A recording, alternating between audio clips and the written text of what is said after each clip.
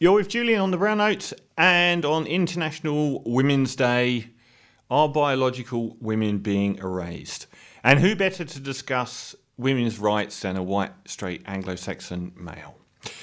Now, I did a piece last year on J.K. Rowling and why I broadly supported her, which of course makes me virtually a Nazi. And the idea behind it is, if there's no marginalised or oppressed group other than women that have the ownership of their issue taken from them, routinely and systemically, and no one cares.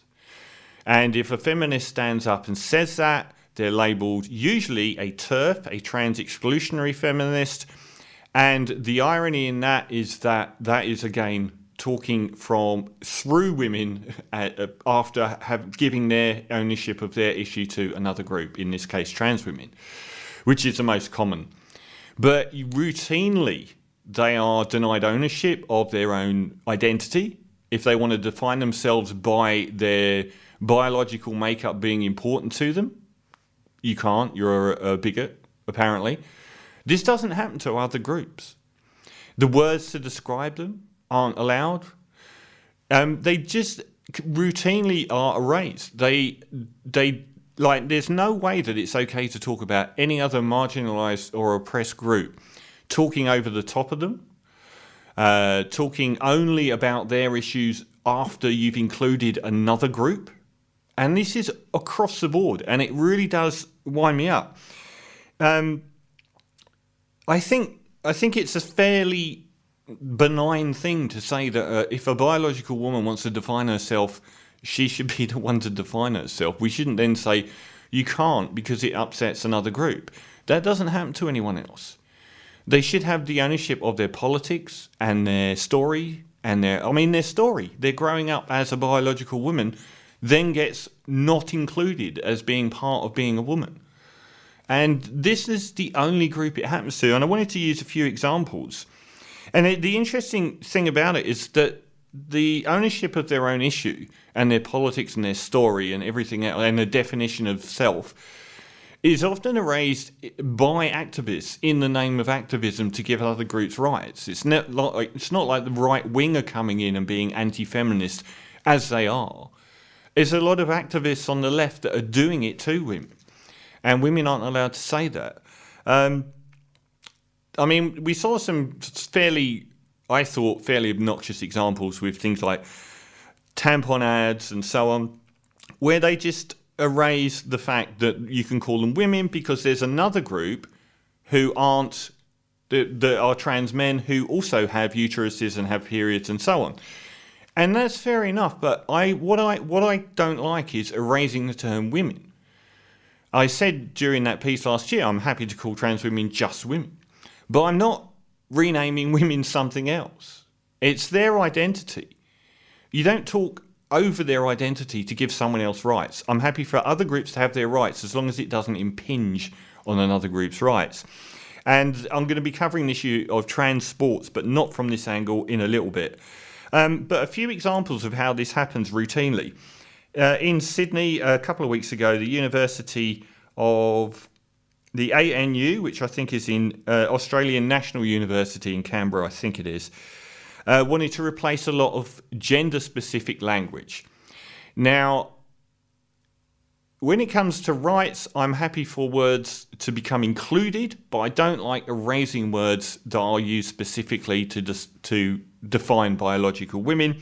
So we've had the suggestion that we stop using words like mother and use words like gestational parent. Stop using breastfeeding and use chest feeding.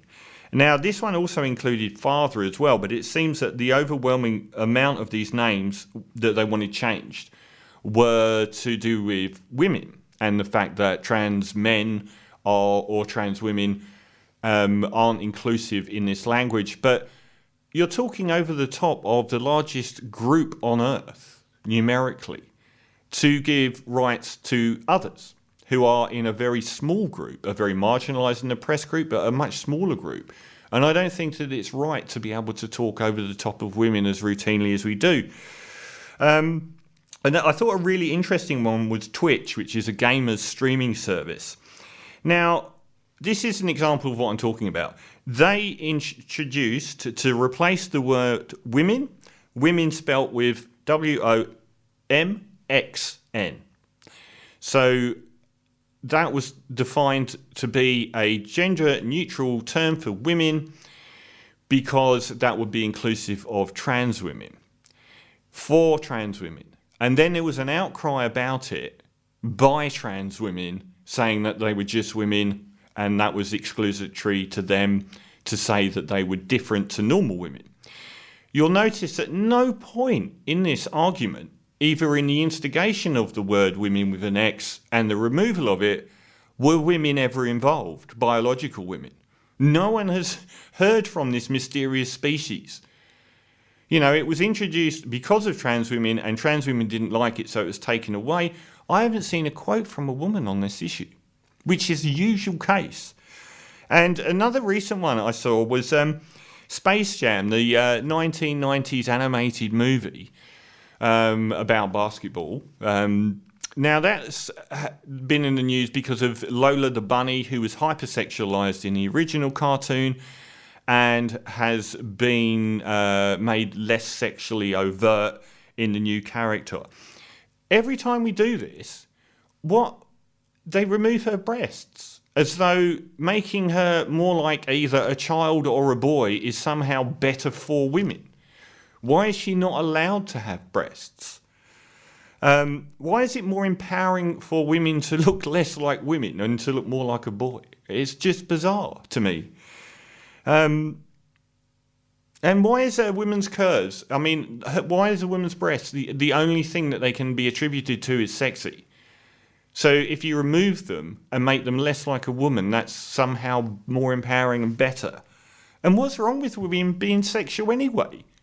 And using, and having a body and flaunting it. What is wrong with any of that? I find all these things to be happening and the decisions being made usually by men. Like all of the dialogue on Space Jam I've seen was like the male director, and it was never women coming forward and saying that we don't want this character portrayed in this way. It was other people making these decisions for women. So I really feel like in almost every way it's like women can't win. It's just like they can't have ownership of anything. I'll talk about trans sport later and not from this angle. But everyone that's complaining about trans sport is either a right-wing conservative male hammering trans athletes or a left-wing pro-trans activist. I've hardly heard a biological woman, speak on any of these issues. And I think that their identity and their ownership of their issue belongs to other groups. And the people doing all the fighting are from these other groups. They're never biological women. And the times that biological women stand up, like J.K. Rowling did, even if occasionally her comments were misguided, they are basically right-wing neo-Nazis now. And their books are burnt and they're not allowed on TV anymore, and we must not watch any new Harry Potter stuff. Even though I really agreed with the core part of her story, which is that being a biological woman was important to her in her story. And why not? Why can't it be? I'm not interested in trampling on other groups to say trans women can't be women or trans men don't have a right to ownership of their issue. But it seems like we horse trade biological women's rights as though it doesn't matter. And anyone that stands up for that is labelled a TERF or a trans exclusionary feminist. And it seems to be far too close to what right-wing men have been wanting from women from time immemorial, which is that they don't have a voice. So anyway, this is Actress from last year's Karma and Desire and Loose.